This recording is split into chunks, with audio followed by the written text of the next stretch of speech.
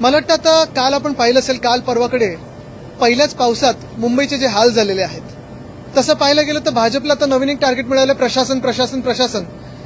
मॅनहोलमध्ये देखील महापौरांच्या समोर जी व्यक्ती पडली त्याच्यावर चौकशी, कोणी काही झालं तर प्रशासन, पहिलं नेहरू मग ठाकरे मग प्रशासन, असे 3 टार्गेट आता भाजपला मिळालेले आहेत. पण महत्वाची गोष्ट हीच आहे की अनेक ठिकाणी आपण पाहतोय गेले 4 वर्ष या महाराष्ट्रात सगळ्याच शहरांमध्ये नगरविकास मंत्री जे आहेत ते स्वतः मिंदे आहेत, ते कुठे दिसेनासे आहेत. अधिवेशनात कधी उत्तर द्यायची नाहीत, आमदारांच्या प्रश्नांना उत्तर द्यायची नाहीत, जनतेला उत्तर द्यायची नाहीत, पैसे खात राहायचे. हे फक्त मिंदेंनी चालवलेलं आहे. आणि आता गेले 1 वर्ष आपण पाहतोय, गेल्या 5 महिन्या 6 महिन्यांमध्ये भाजपची सत्ता आल्यानंतर अनेक महानगरपालिकेमध्ये जी महानगरपालिकेची किंवा शहरांचे हाल झालेले आहेत ते आपण डोळ्यासमोर पाहतोय. तसंच एक उदाहरण द्यायचं म्हणजे जर आपण पाहिलं तर पावसापूर्वी तयारी तर काहीच नव्हती, उष्णता वाढत चाललेली, दुष्काळ वाढत चाललेला. आम्ही 2021 साली जो डिसॅलिनेशनचा प्रकल्प जो सुरू केला होता आतापर्यंत पूर्ण झाला असता तर पुण्यासारख्या शहरामध्ये, मुंबईसारख्या शहरामध्ये पाण्याचे कट्स लागू झाले नसते. पण ह्याच भाजपानी, ह्याच मिंदेनी तो प्रकल्प पुढे ढकलला आणि आपण ह्या राज्याचे हाल पाहिले.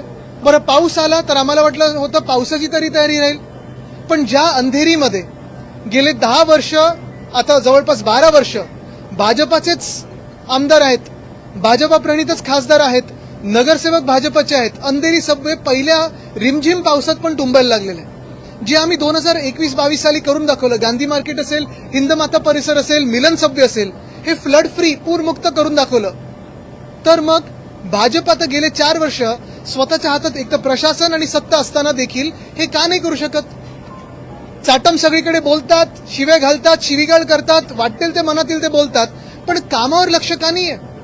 महापौरांना बांगलादेशबद्दल जास्ती पडलेली आहे पण कामावर लक्ष नाहीये. मुंबईत एका रात्रीत जवळपास 100-150 झाडं पडणं असेल, कोणी इलेक्ट्रिक्युशननी मरते, कोणी स्लॅब पडून मरते. आणि हे सगळं झाल्यानंतर आपण पाहतो इथे अमित चाटम या पायऱ्यांवर हसतायत की काल काय झाडांवर होतं, आज मॅनग्रोव्हवर, आज मॅनहोलवर आहे. म्हणजे हे निर्लज्जपणा, ही लूट, हा भ्रष्टाचार कुठेही आहे ना. प्रशासन चालवता नाहीत, ना शहरांचं प्रशासन चालवता येतं, ना देश चालवता येत, ना एक मंदिराचं प्रशासन चालवता येतं तर फक्त लुटता येतं. आणि काल दुर्दैवी हे एका बाजूला हे सगळं चालू असताना दुसऱ्या बाजूला हनुमानांचा अपमान, हिंदूंचा अपमान म्हणून भाजपचे जे अध्यक्ष आहेत नितीन नाबिन यांच्यासमोर हनुमानांना नाचवतायत. ह्याच्यापेक्षा मला वाटतं दुर्दैवी आपल्या देशात अजून काही नसू शकतं. हे काल दिसले दृश्य.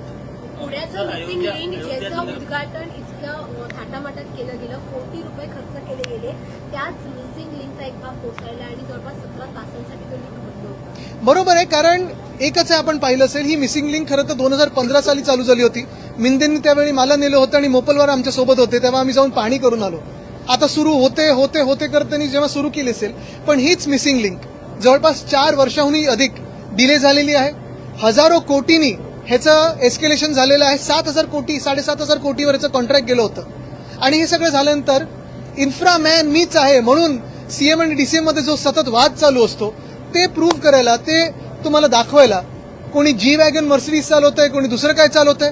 आणि उद्घाटन केल्यानंतर आम्ही 15 जूनला जेव्हा मुंबई पुणे केलं त्यानंतरच सांगितलं होतं मी की 50 फूट देखील सपाट नाही, वरती खालती आहे. त्यानंतर पुढच्या आठवड्यात खड्डे पडले आणि काल दरड तर कोसळलीच, मला वाटतं ते कमान पण कोसळली आहे तिथे. भयानक प्रकार, म्हणजे राज्यात किती भ्रष्टाचार सुरू आहे तसं बघा. समृद्धीवर खड्डे आहेत, इथे खड्डे आहेत. तो गोरेगावचा पूल, मृणालताई गोरे फ्लायओव्हर, तो देखील उद्घाटन केल्या 4 तासामध्ये एका स्कूटरचं स्टँड त्याच्यात खचला. एवढं भयानक काम हे भाजप करतं आणि असाच भ्रष्टाचार यांनी राम मंदिरात केलेला आहे. एक मिनिट, हे पूर्ण केल्यानंतर अयोध्येवर आता काल वातावरणी बदलाव बोलायला लागलेत. मी गेले 10 वर्ष बोलतो त्याच्यावर, काल बोलायला लागलेत मुख्यमंत्री. पंतप्रधान आर्थिक सल्लागार समितीनं शिफारस केली की महागाईमुळे लाडक्या बहीण योजनेचे पैसे वाढवले पाहिजे. हे आम्ही पहिल्यापासून बोलतोय, भाजपच्या देखील वचननाम्यात आहे. पण 1,500 वाढवलेत त्यांनी, नाही वाढवलेत, त्याच्यावर पैसे त्यांनी मतं कमवलीत. तसंच देशभरात त्यांनी सांगितलं की आम्ही वाढवून देऊ, पण 85 लाख महिलांना याच्यातून कमी केले. आणि आज पंतप्रधान कुठे आहेत? मिसिंग काय? अच्छा, लिंक. मला वाटलं आपण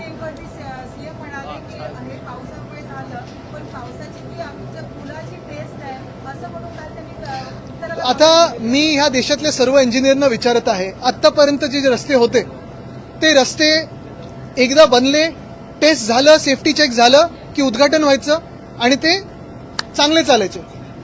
मुख्यमंत्री महोदयांकडे काय अशी योजना आहे की त्यांनी गडकरी साहेबांचं इथेनॉल E20 E35 ह्याच्यात टाकलेलं आहे रस्त्यांमध्ये, की पहिल्या पावसानंतर आता चाचपणी होते, परत रस्त्याची सेफ्टी चेक होतात आणि त्याच्यानंतर परत रस्त्यात खड्डे पडतात, मग त्यानंतर रस्ते चांगले होतात. हे नवीन काहीतरी त्यांनी आणलेलं आहे. मला वाटतं एक विद्यापीठ आपण काढावं, इथेनॉल युनिव्हर्सिटी ऑफ इंडिया, आणि त्याच्यात फडणवीस साहेब आणि गडकरी साहेब आपल्याला नॅशनल हायवे असतील, स्टेट हायवे असतील, गल्लीत रस्ते कसे असतील ते दाखवू शकतात आणि त्याच्यात मिंदे हे ऑनररी प्रोफेसर म्हणून येऊ शकतात. 49 करोडचा घोटाळा हा म्हाडामध्ये पार्लमेंटरी राजस्वामध्ये हे सगळं हडकंप बसलेलं आहे. पण वंदना सूर्यवंशी यांचं ट्रान्सफर करून सुद्धा ते अजूनपर्यंत वनमंत्री खात्यामध्ये गेलेले नाही आहे. पण या मागचं कारण काय, त्यांनी बावनकुळेने सुद्धा लिहून दिले की यांचं ट्रान्सफर झालेलं आहे. या व्यक्तीची ट्रान्सफर अनेकदा झालेली आहे पण तिथेच राहिलेली आहे. ह्यांचं खास कारण आपण मिंदेंना विचारू शकता. सॉरी, तुमच्याकडे येतो हे जर 2800 कोटीच्या TDR जो देण्यात आला, ठाणे महानगरपालिका TDR देते, वन विभागाची जमीन होती, वन विभाग म्हणजे मंत्री गणेश नाईक अजूनही सर्वोच्च न्यायालयात जात नाही. जर ते गेले तर 2800 कोटी ठाणेकरांचे आता मला वाटतं गणेश नाईक साहेब तिथे काय निकाल देतील, कारण ते मध्ये त्यांनी एक आंदोलन, तिथे एक मोहीम छेडली होती भटक्या आमदारांना पकडण्याची वगैरे. तर आता जे म्हणजे हे जे आपण बोलतो ना, हे काय म्हणतात, इकडून तिकडे पळत असतात. हे महत्वाची गोष्ट म्हणजे गणेश नाईक साहेबांच्या खात्यावर मिंदे किती हस्तक्षेप करत आहेत. जे मिंदे आधी रडायचे, माझ्या खात्यात हस्तक्षेप होतो, आता आपल्याला कळेल.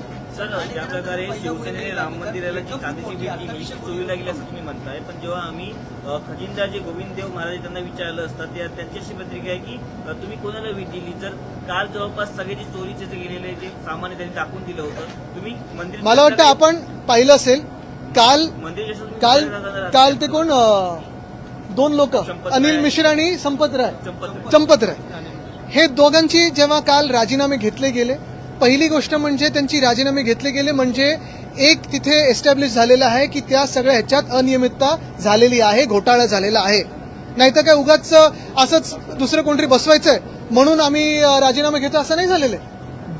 देशातल्या हिंदूंनी, करोडो हिंदूंनी जेव्हा प्रश्न विचारले तर चंपत राय आणि अनिल मिश्रांना राजीनामा द्यावा लागला.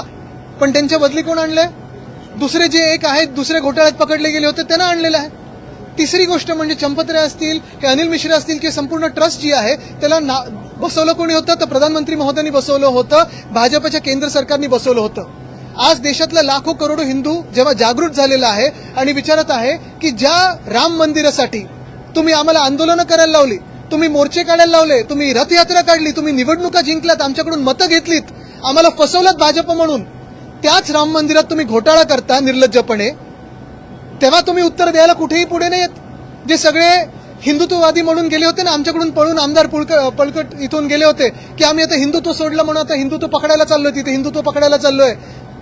आता त्या आमदारांना मी 40 गद्दारांना विचारत आहे, त्या सगळ्या खासदारांना विचारत आहे, आमच्यातून जे आता 6 खासदार गेलेत त्यांना विचारत आहे की आहे का तुमच्यामध्ये हिंमत या येत्या सदनाच्या सत्रामध्ये विचारायला की आमच्या हिंदुत्वासाठी जे आम्ही सोडून आलो, इथे सगळं गद्दारी करून आलो, उद्धव ठाकरेंच्या पाठीत खंजीर खूप असला, त्याच आता गद्दारांना मी विचारत आहे. विचारा भाजपला प्रश्न राम मंदिरावरनं, विचारा प्रश्न उज्जैनचे जे घोटाळे झालेत त्याच्यावरनं. उज्जैनच्या घोटाळ्यामध्ये मुख्यमंत्री स्वतःचं आलेलं आहे, तरी हिंमत नाही यांच्यामध्ये प्रश्न विचारायची. मिंदे कुठे गप्प बसलेत, जे आम्हाला शिकवत असतात बाळासाहेबांचं हिंदुत्व विसरलेलं आहे तुमच्यामध्ये हिंमत विचारण्यासाठी हे प्रश्न. चांदीच्या बीड संदर्भात तुम्ही काही ट्रस्टींना, आम्ही जे डोनेशन दिलं होतं तिथे अयोध्येला तुमच्या समोर सगळ्यांसमोर दिलं होतं. आता हेच ट्रस्टी बाकीच्या पण लोकांना विचारणार आहेत, तुम्ही दिले कुठे होते पैसे.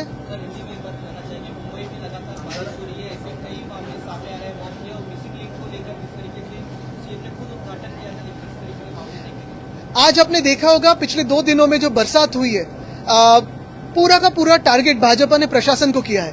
कभी नेहरू को ब्लेम करते हैं, कभी ठाकरे को ब्लेम करते हैं, कभी प्रशासन को ब्लेम करते हैं, लेकिन जिम्मेदारी स्वीकारते नहीं कभी. जो फेलियर है ये भाजपा का है. पिछले 4 साल से सारे शहर के प्रशासक ये भाजपा के हाथों में है, मिंदे के हाथों में है.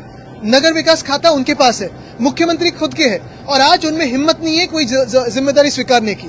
बात यही है, अंधेरी जैसे सबवे में पहली बरसात में अगर पानी भरता है, पिछले 12 साल में वहां के सांसद भाजपा के हैं, विधायक भाजपा के हैं, नगर निगम में कॉर्पोरेटर भाजपा के.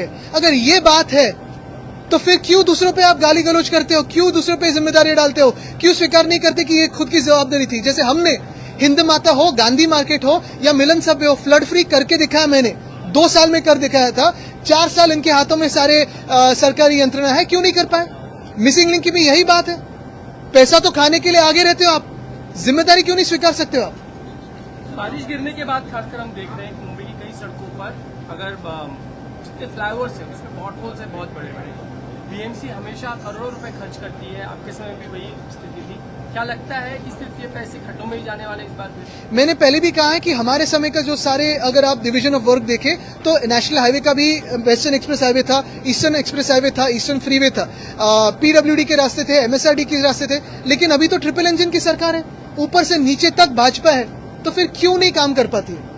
पैसे खानों में व्यस्त है। अगर वो पैसा खाना है भाजपा को तो मंदिर में भी खाती है, पॉटहोल में भी खाती है और हर जगह खाती है। दूसरा हम लेकिन राम मंदिर को लेकर सवाल ये है कि मैं सिर्फ यही पूछना चाहता हूं कि आज देश में जो सारे हिंदू जागरूक हुए हैं, आज सवाल भाजपा से पूछ रहे हैं कि राम मंदिर की दान पेटी से पैसा आपने जो खाया है, इस्तीफा तो आपने कल लिया चंपत राय का और अनिल मिश्रा का, लेकिन सिर्फ इससे चलेगा नहीं। सुप्रीम कोर्ट मॉनिटर्ड या एक सुप्रीम कोर्ट जज मॉनिटर्ड हमें एक फ्री एंड फेयर इन्वेस्टिगेशन चाहिए, और सिर्फ इस्तीफों से होगा नहीं, हमें कार्रवाई चाहिए, हमें पनिशमेंट जिन्होंने इस मंदिर को लूटा है उनको देना जरूरी है।